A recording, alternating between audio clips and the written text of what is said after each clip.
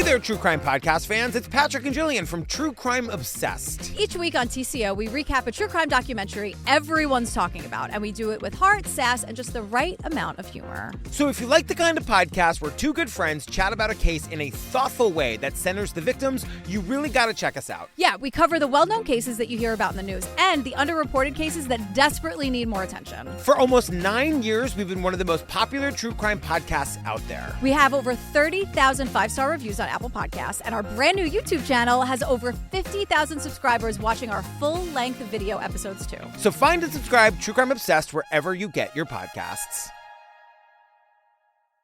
Something Was Wrong is intended for mature audiences, as it discusses topics that can be upsetting, such as emotional, physical, and sexual violence, rape, and murder. Content warnings for each episode and confidential resources for survivors can be found in the episode notes.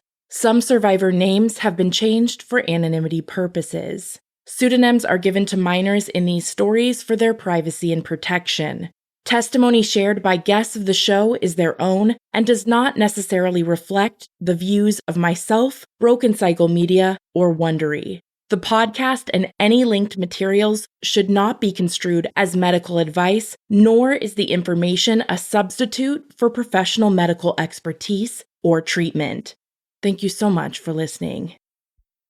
You think you know me, you don't know me well at all, at all.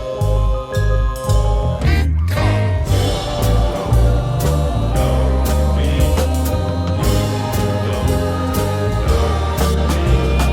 you don't know anybody till you talk to someone.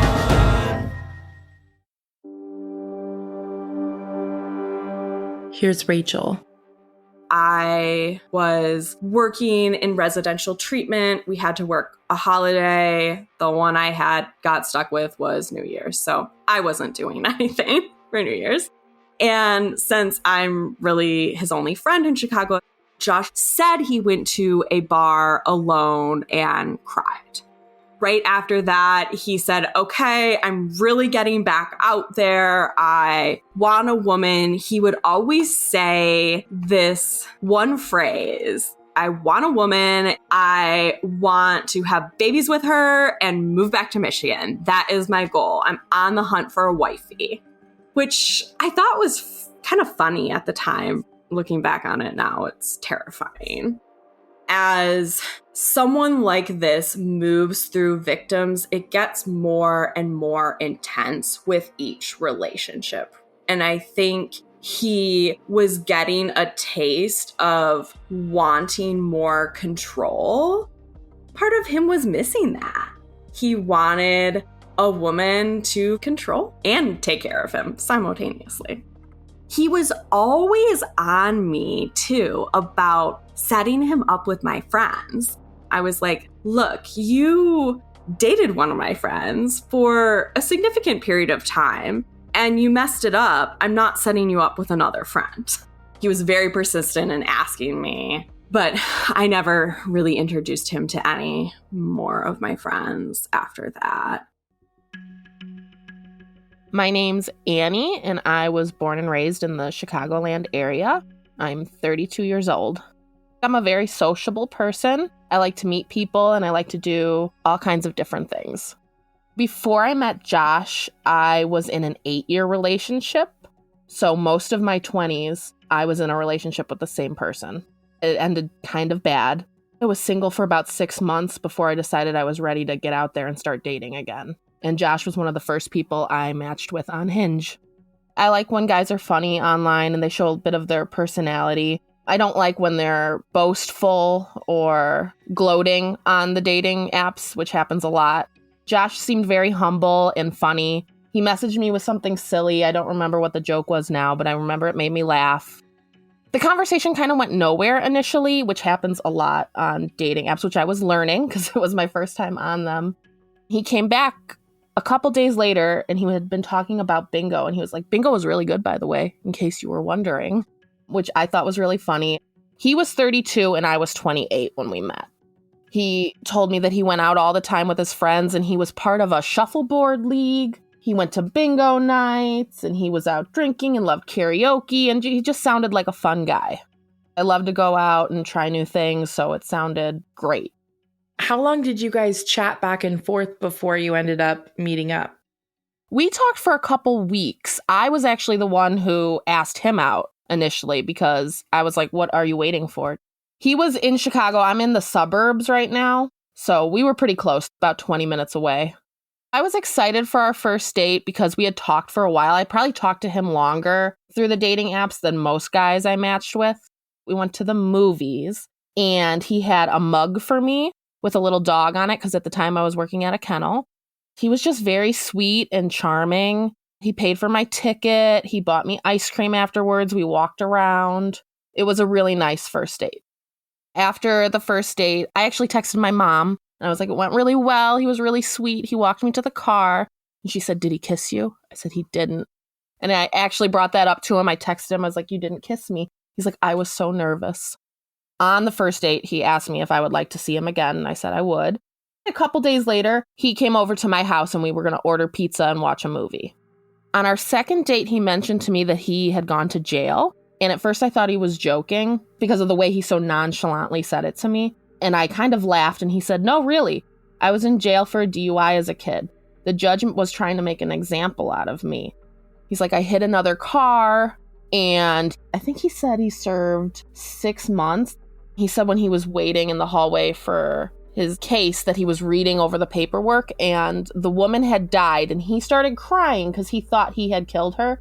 But then he found out she died of cancer and it was unrelated. He kind of told it like it was almost a funny story. He would talk about being in jail and how all he ate was cookies because he didn't like the food and he didn't poop the whole time he was in jail. That's how he would sum it up, like it was a big joke. I tried to Google this afterwards because I was like, this is an odd story. I also just wanted to know the details of it, and I couldn't find anything because I think he was a kid when it happened. Here's Rachael. He talked to me about it around the time that I first was starting to get to know him. He would talk about how he had a DUI situation where he got in a pretty bad accident on this one specific curve in East Lansing, and that he had killed a woman and that he went to jail for 2 weeks for it. It was so strange, though, because the story seemed to change depending on who he was telling it to. We all had different versions of it. Here's Lauren. I don't know a ton about it, not for lack of trying. I have scoured every corner of the internet. But what he told to me and explained to me about this story is that when he was younger, I think 20 or 21, he got a DUI and he spent 30 days in jail for that DUI. The way that he explained it to me was very casual and nonchalant. He framed it as it was almost a really bad situation for me because the woman in the car ended up dying. And I was like, what the fuck are we talking about? Back up. And he'd be like, she was elderly and she ended up dying very shortly after of something unrelated. Like, what a bad look for me, right? He loved a good story and he loved to say jarring things like this to get a reaction out of people. And he was very effective at doing that.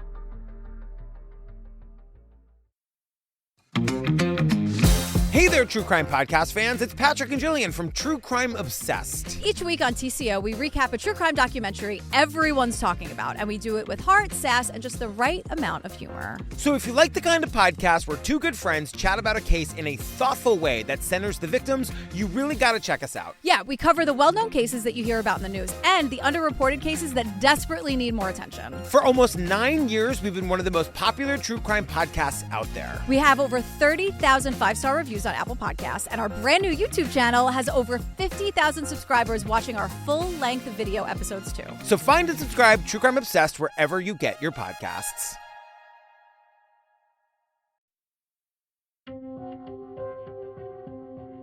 Here's Rachael. Kaylin moved here 2019. She's one of my good friends from college.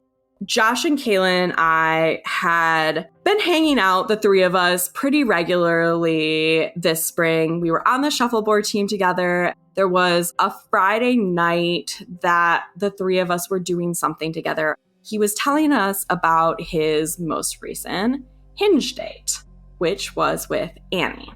He said that they went to her house and he talked about how creepy and weird her house was. She made him this giant drink with a ton of tequila in it, and he got so drunk and she took advantage of him. He kept talking about how strange she was and how strange the house was and what a weird experience it all was. Kaylin and I were listening to this thinking and saying, if you think she's this strange and you felt uncomfortable in this situation, you shouldn't see her again. He was like, oh no, I'm not going to see her again. I think we might have a date planned, but I'll probably cancel. And he kept joking about being sexually abused, which is not something to lightly throw around at all. It made me very uncomfortable. St. Patrick's Day was his birthday, and then we also had this shuffleboard end of season banquet, which was like a huge deal. And Josh and I had decided we're gonna go. I took the next day off of work, and one of his guy friends was coming to visit. So it was this big week for him. And then I believe he was going to Colorado right after that to celebrate his birthday with some friends. That birthday weekend was also when COVID was on the horizon. It was mid-March 2020, and we were all moving back and forth. Should we still go out and do something for St. Patrick's Day and his birthday? Some of his friends, one of them who was my cousin, was going to come for the weekend. She decided not to, but another one of his friends decided that he still was going to come. We still did things, went out, had a good time. So the plan was we were all going to go out to dinner for Josh's birthday and then karaoke. Josh and I and one of his friends that had come to visit went to a bar first before dinner. It was right on the way, and we were having a few drinks. This is when Josh started talking about Annie a little bit more. He said, she really wants to hang out with me for my birthday. She keeps texting me. I keep telling her, no, maybe we can do something tomorrow. I was giving him shit, to be perfectly honest, for still entertaining spending time with Annie, because the last I heard, the weekend prior, he thought she was so weird. He had called her a witch in literal terms and said that he thought she's put a spell on him. At this point, I was kind of like, why are you still spending time with her? You clearly don't like this woman. Don't respond if she keeps texting you. No big deal. Move on. Your friends are here from out of town visiting. Then we all go to dinner. More people come to dinner. Then we all go to the karaoke bar. He disappeared for a bit, and then he came back with this girl who he proceeded to not introduce us to, and then pretty much only hung out with her at the bar when we were at a table in the back. It was just a really awkward situation. I was frustrated. At a certain point, I pulled him aside. I was like, what is going on with this? And he told me that she found him and showed up at the bar. I was like, oh God. It fit with the narrative he had already been creating about Annie. Here's Annie. They were at a karaoke bar when I got there. He met me at the door and he walked me in and he went over to the table where they were like set up. I would say there were 6 people there. He didn't introduce me to them. It was kind of odd. He didn't say, this is Annie. He didn't say, this is Rachael. But people were drinking and moving in different directions, so I kind of wrote it off. He took me to the side and got me a drink, and then we were chatting at the bar while everybody else was mingling. I definitely didn't feel included in the group. And they kind of seemed standoffish. I felt like I was intruding. Was he a big drinker? How big of a partier would you say he was? Well, he described himself as one. He kind of described himself as a frat boy, which is not my usual type. When we were at the bar, a guy started talking to me. When Josh had stepped away, I think he was getting a drink or something. And he asked me if I wanted to play pool with him. And I said, no, I'm here with somebody. No, thank you. And he said, oh, if you change your mind, I'll be in the back. And Josh came over and he said, oh, so we're flirting with people? And I said, no, I told him I was here with you. And he said, that guy's a racist, by the way, just so you know. I said, what do you mean? And he said, oh, he said that COVID is from the Chinese. I heard him say that. This guy had just walked in a couple minutes ago, so I don't think he heard him say that. And then I was sitting next to one of his friends who had been more chatty with me, and I don't remember her name now. I had never seen her again after that night. And I said, I think he's mad at me because that guy talked to me. And she said, oh, no, Josh is just joking. He's always joking. That's his thing. I hadn't intended to spend the night with him, but my purse got locked in the bar that night. My wallet, everything. I had my phone on me, but that's all I had. He was smoking, and I stepped outside with him. And in between then, they locked the door, and I said, my purse is in there. They said, you'll have to come back tomorrow. So I had to go home with him. It definitely looked like a man's apartment. There was a couch and a TV. That's pretty much it. Here's Rachael again. They end up leaving early, and then he sticks me with one of his guy friends who's supposed to be staying with him. So then, of course, I'm like, okay, you can spend the night at my place, I guess. We stayed, we had fun with karaoke and everything, and eventually left. The next day was St. Patrick's Day. So Chicago always celebrates St. Patrick's Day on the Saturday before. That's when they dye the river green. That's when everything happens in the city.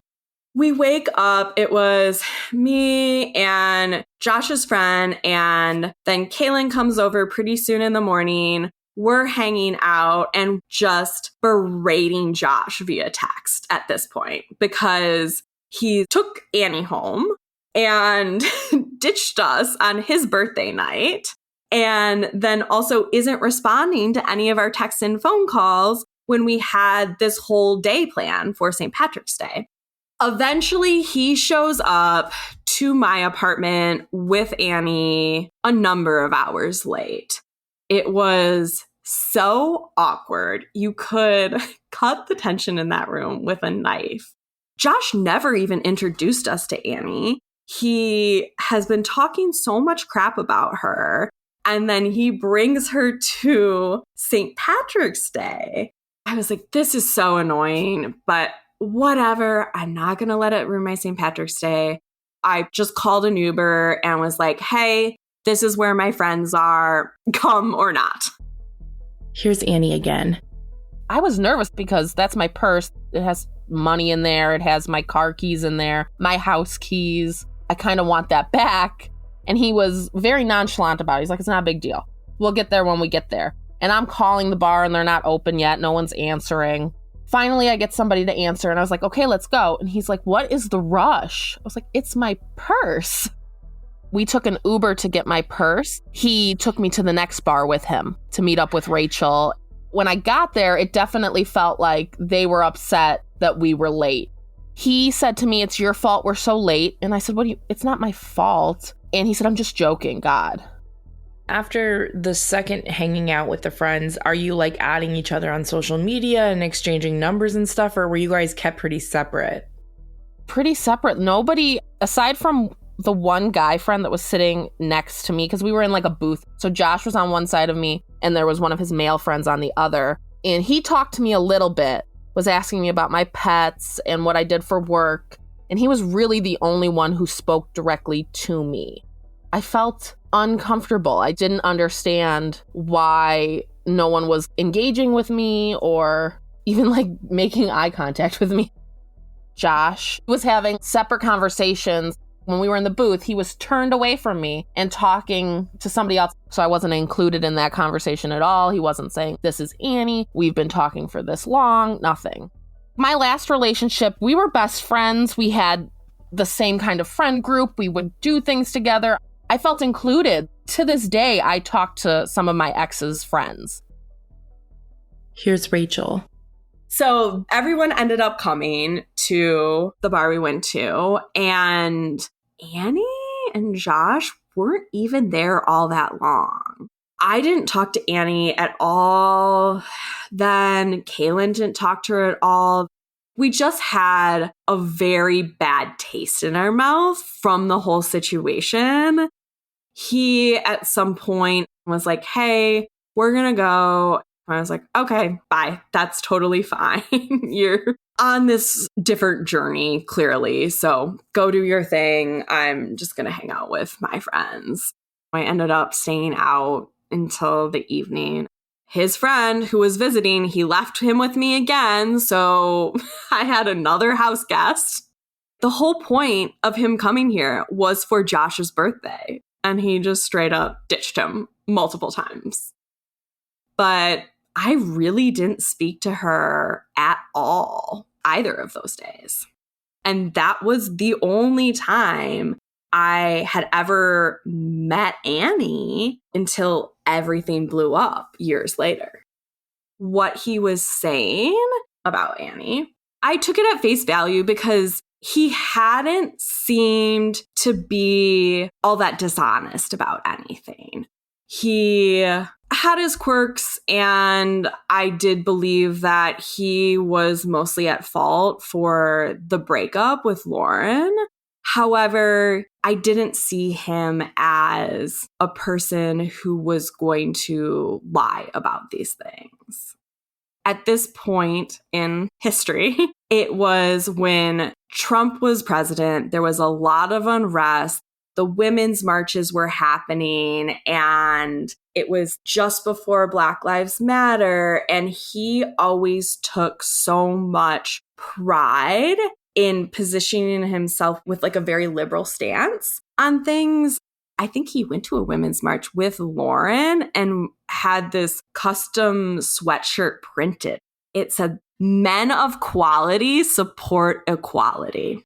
He always made himself seem as though he was very liberal, a huge supporter of all the causes that women who work in the field of mental health would be very invested in.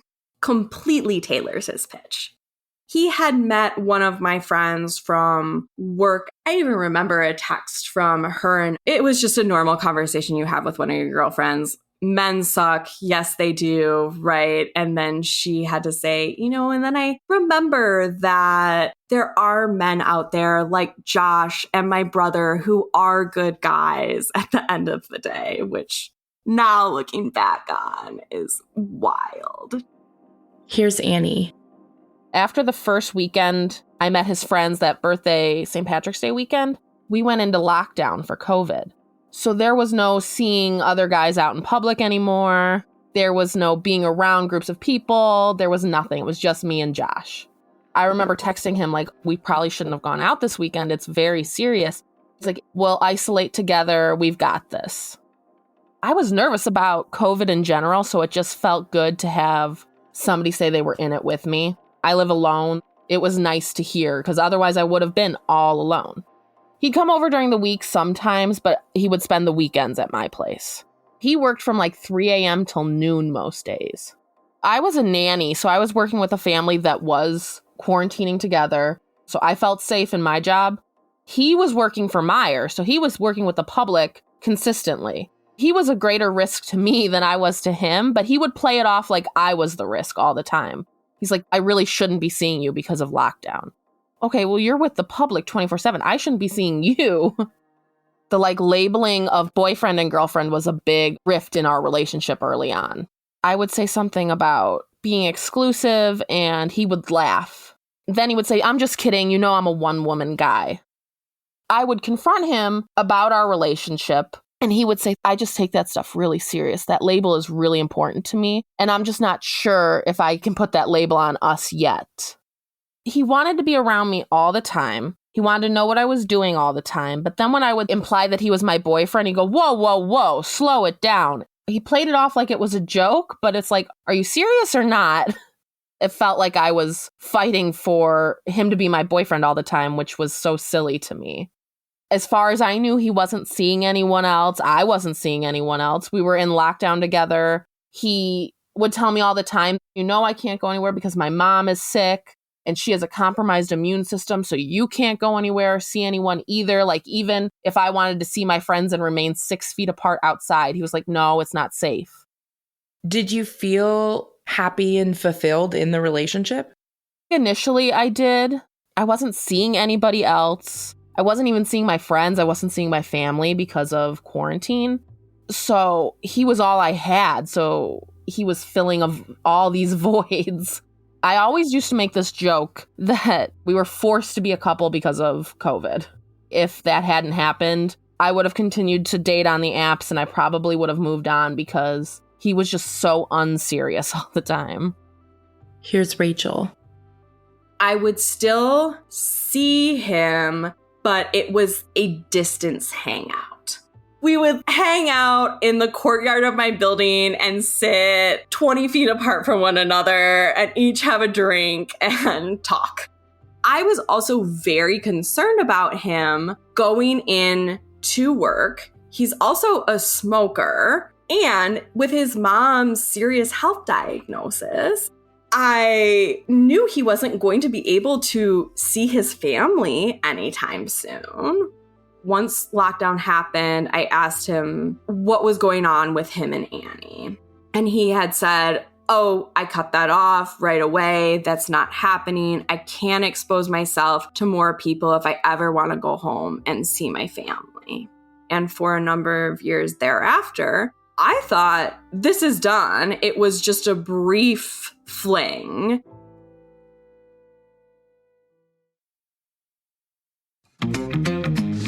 Hey there, True Crime Podcast fans. It's Patrick and Jillian from True Crime Obsessed. Each week on TCO, we recap a true crime documentary everyone's talking about, and we do it with heart, sass, and just the right amount of humor. So if you like the kind of podcast where two good friends chat about a case in a thoughtful way that centers the victims, you really got to check us out. Yeah, we cover the well-known cases that you hear about in the news and the underreported cases that desperately need more attention. For almost 9 years, we've been one of the most popular true crime podcasts out there. We have over 30,000 five-star reviews on Apple Podcasts, and our brand new YouTube channel has over 50,000 subscribers watching our full-length video episodes too. So find and subscribe True Crime Obsessed wherever you get your podcasts.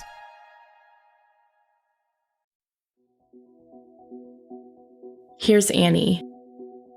He was coming to my house every weekend. And sometime in January, he came to my place and he said, oh man, my neighbor was pounding on my door last night, screaming at me. He was threatening to kill me. And I said, why? What do you mean?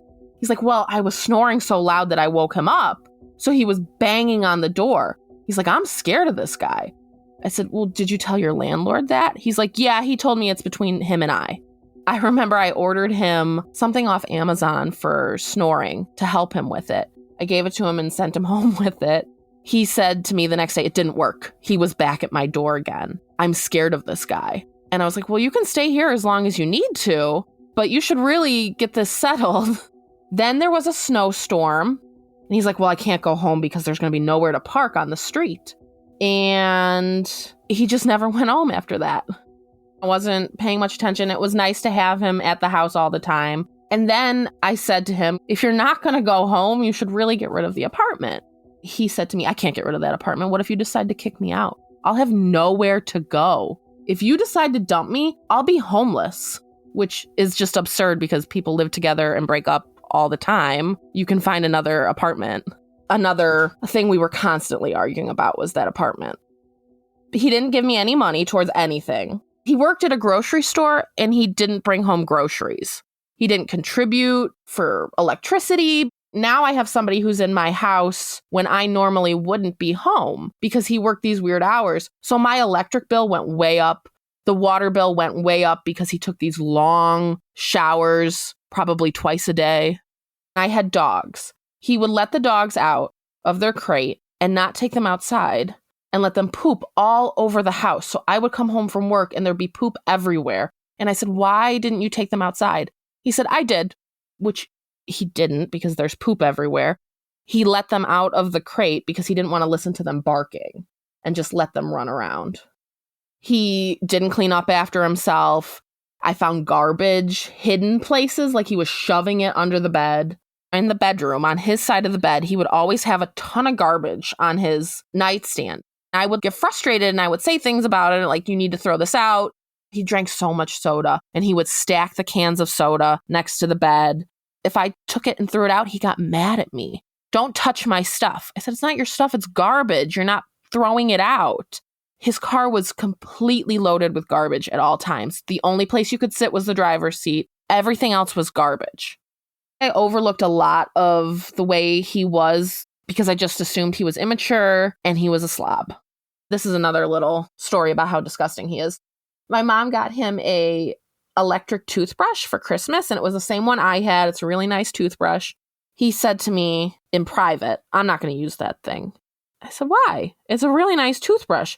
He said to me, I'm not using that toothbrush. I said, well, then how have you been brushing your teeth? Because it's the only toothbrush here. He said, I brush my teeth in the car. I said, what do you mean you brush your teeth in your car? He's like, yeah, I have a toothbrush in there and toothpaste, and I brush my teeth in the car. I said, you have a toothbrush and toothpaste in your car full of garbage? Yeah, that's not weird. Valentine's Day 2021. It's our first Valentine's Day together. I made a sock bouquet. So it was like rolled socks that look like roses. And I was excited. He worked earlier that day, and he texted me while he was at work. And he said, my apartment's flooding. I said, what? He said, yeah, I got to get home. There's something wrong. There's water pouring down from my apartment to the apartment below. And I said, well, why can't your landlord just get in there and figure out what's going on? He said, he doesn't have a key. I said, your landlord doesn't have a key to your apartment. And he said, no, he can't find it.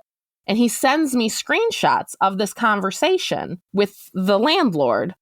Josh runs in from work, runs in the house, grabs his keys, and runs out the door. And he's texting me from his apartment saying, oh, it's a radiator leak. It had been leaking for a long time, and it just went through the floors. I have so much to clean up here. It's such a mess. I remember I texted my mom, and I was like, isn't this weird? And she's like, oh, weirder things have happened, which is true, but it definitely was weird. He had an excuse for everything. He had screenshots that said, look, this is what's happening, and how can you argue with that? Yes, this seems weird, but he's showing me the conversation with his landlord, so I guess that makes sense. May of 2021, we went to Michigan for the MS walk. So he invited me to meet his family, and we took COVID precautions because his mom had a weakened immune system. It could kill his mother. That was a big thing he would emphasize to me all the time. You could kill my mother. He made me test before we went, and he made me take a COVID test, but then he didn't take one. He said, well, if you don't have COVID, I don't have COVID. Like, no, that's not how that works. And now I had to stick this thing up my nose and you didn't. When we got to Michigan, I found out that his sister was not vaccinated. She was going out and she was at work. She was an anti-masker. His dad also was not vaccinated. He was an anti-vaxxer. So why am I the one that's going to kill your mother? When I met his mom, he told me to bring her a bottle of Jägermeister. He said that's her favorite alcohol. She'll love you. So I handed it to her and she goes, thanks. She's like, I'll put it in the freezer. His mom kept calling me Lauren, which is his ex's name.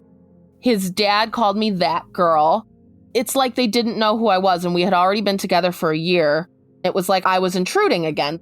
I always felt like I was intruding when I was with Josh or meeting new people that Josh knew. Here's Rachael. He said he was still living in his same apartment and going to work. Everything seemed normal from my perspective.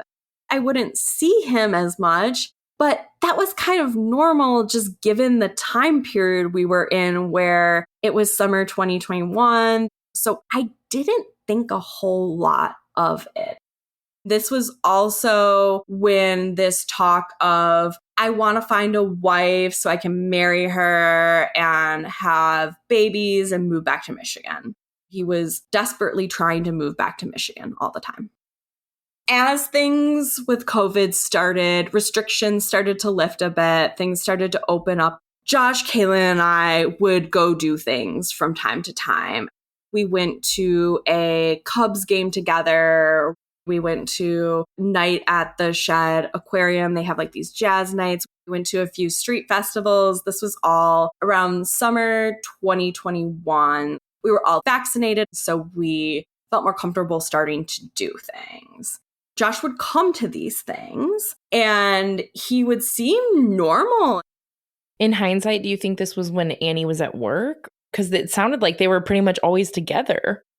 Yeah, so he was telling her that he was going to hang out with Kaylin and I, and he'd lie about the activity. He'd always tell her that it was a ticketed activity, and I didn't get a ticket for her, so she couldn't come.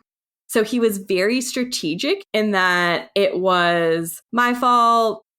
He definitely kept us separate because he knew that Annie and I would compare notes. At the end of the day, I think Annie and I are fairly similar.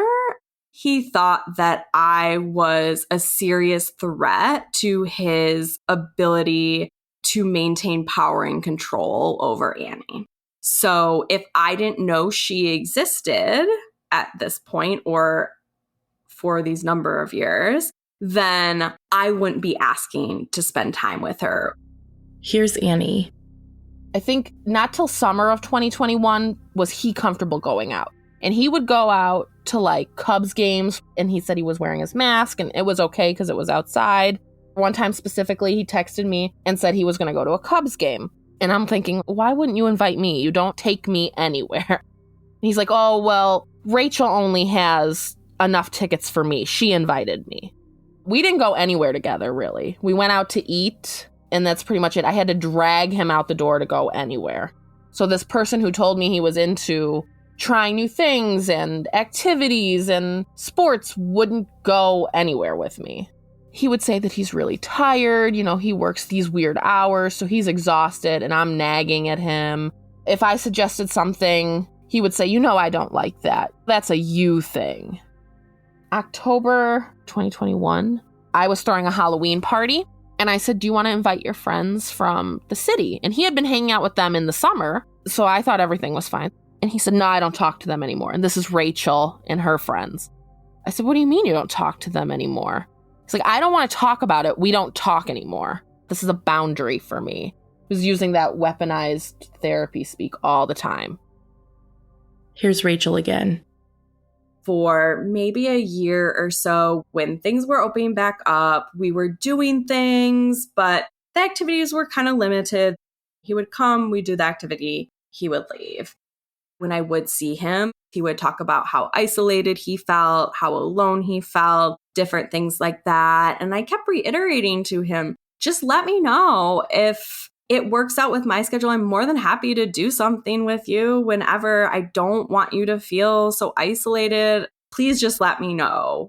But it would always be, I would initiate an activity. Had he not been a friend from home, and had I not really been his only friend in the city, I would have let things fade. However, I felt really bad for him, in all honesty. My parents know him. Like, my mom would always ask about him. I felt very responsible for him, and I cared about him too. So I would be checking in with him. And there was one time we went to dinner when restaurants opened, and he said, oh, thanks for getting me out of the house. Things were getting really dark there. I was concerned it was depression. However, I didn't feel as though there was anything I could necessarily do about it. So things go on like this for about a year, and then he just stops responding to any of my texts. He stopped responding to any of Kaylin's texts. He basically fell off the face of the earth.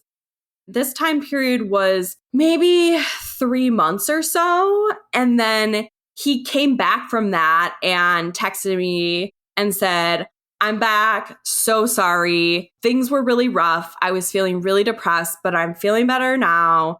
Let's hang out soon. And I was like, I'm so glad you're feeling better. Please next time, let me know. I'm happy to just come over to your place and hang out with you. after that first period of time when he just disappeared. We were talking and texting a lot again, and there were plans in the works. I added into this text with one of my friends because he's very into Love Island. My friend was very into Love Island, and I had just gotten into it. So the three of us were on a Love Island group text, always talking about it. That group text was just always popping off because if you know Love Island, you know there are a million episodes. He was very active in the Love Island group text. We had a plan, the three of us, to watch the finale of the current season, which never came to fruition because he ended up ghosting and falling off of the face of the earth a second time. This period of time was very long. Even one of his friends from elementary school reached out to me on Instagram and said, "Hey, is he okay? None of us can get in touch with him and we're all worried." And I said, I haven't heard from him either. I haven't been able to get in touch with him. He hasn't even talked to me in 6 or so months. So I don't know. I'm sorry. This started in summer and went into fall.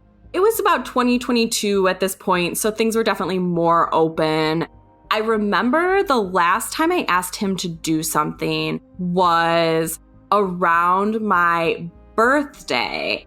My mom and I were going to a Cubs game. I knew he didn't have to work that day, and this was after he had said he was just super depressed. So I wanted to invite him to things. I knew he loved to go to Cubs games. So I was like, hey, this is happening. I know you're not working this day. If you want to come, my mom's going to be in town. We're going to go to a Cubs game for my birthday. You should come. If not to that, I'm also going out with people on the weekend if you want to come to that as well. He just never responded to any of it, which I thought was very, very odd. And frankly, I was pretty annoyed about it.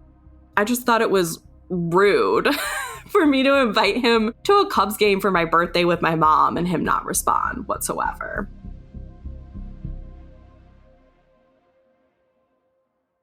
Next time on Something Was Wrong. He can see it's not working on me this time. All the excuses, everything is not working. His face changes so quickly. He goes from screaming and crying and being worked up to just completely calm. He walks past me into my kitchen, grabs one of my knives out of the knife block. My mom was livid, as you can expect a mother to be. My mom decided that she was going to text Josh. She actually texted him and said, if you ever do anything in the slightest with either Rachael or my niece's photos again, Mr. and myself will be pursuing legal action against you. I really thought that as someone who feels like I have a very generally good understanding of others and abilities to be in touch with other people, this can happen to anyone. It's not about you. It's about the abuser and the manipulator in the situation.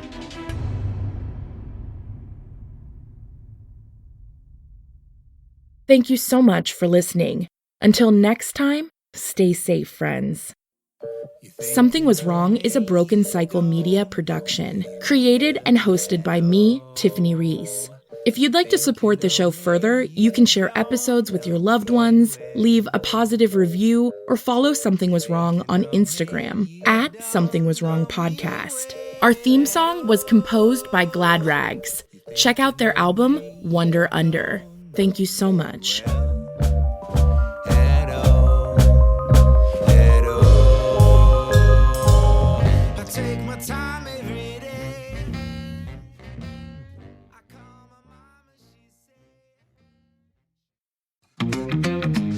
Hey there, there, true crime podcast fans. It's Patrick and Jillian from True Crime Obsessed. Each week on TCO, we recap a true crime documentary everyone's talking about, and we do it with heart, sass, and just the right amount of humor. So if you like the kind of podcast where two good friends chat about a case in a thoughtful way that centers the victims, you really got to check us out. Yeah, we cover the well-known cases that you hear about in the news and the underreported cases that desperately need more attention. For almost 9 years, we've been one of the most popular true crime podcasts out there. We have over 30,000 five-star reviews on Apple Podcasts, and our brand new YouTube channel has over 50,000 subscribers watching our full-length video episodes too. So find and subscribe True Crime Obsessed wherever you get your podcasts.